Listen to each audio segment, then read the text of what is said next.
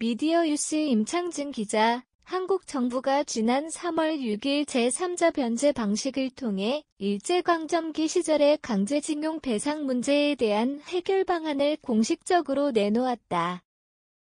이에 대해 윤석열 대통령은 대변인을 통해 이번 해결 방안이 미래지향적 한일 관계로 나아가기 위한 결단이라고 강조하였다. 그런데도 윤 정부가 내놓은 해결책에 대해 국내에선 회피적인 방안이 아니냐는 부정적인 의견이 다수 존재한다. 논란을 빚는 제3자 변제는 어떤 배상 방식인가?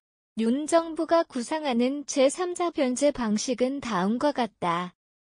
1차적으로 1965년 한일 청구권 협정을 통해 수혜를 입은 국내 기업에서 재원을 우선 출연하여 이후 만들어질 강제징용 배상재단, 기금에 전달한다. 해당 재단은 피고 기업에 해당 자금을 요청할 구상권을 가진다. 재단은 모인 기금을 강제징용 피해자들에게 배상한다. 이 배상 방식의 핵심은 구상권에 있다. 구상권을 쉽게 이해해보자. A가 어떠한 잘못을 하여 B의 피해 보상을 해야 한다. 이때 C가 일단 A를 대신하여 B의 그 피해를 보상한다.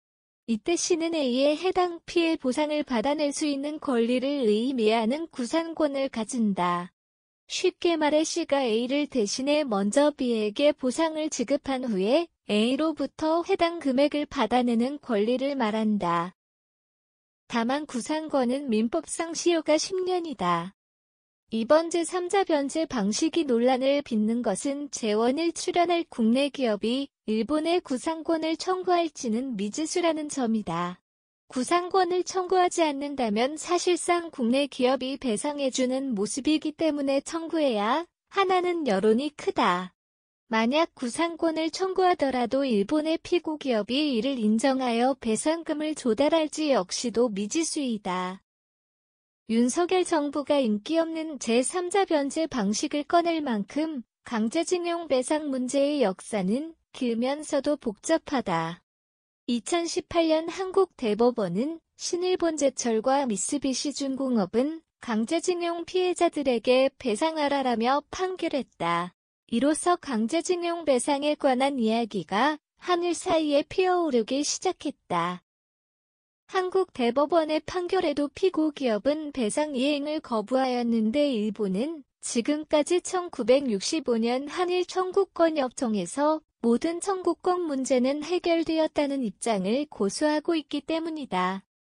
일본 측은 이미 해결이라는 입장을 기반으로 오히려 한국 정부가 일본 측에 배상을 요청하는 것 자체가 국제법 위반이라는 목소리도 낸다.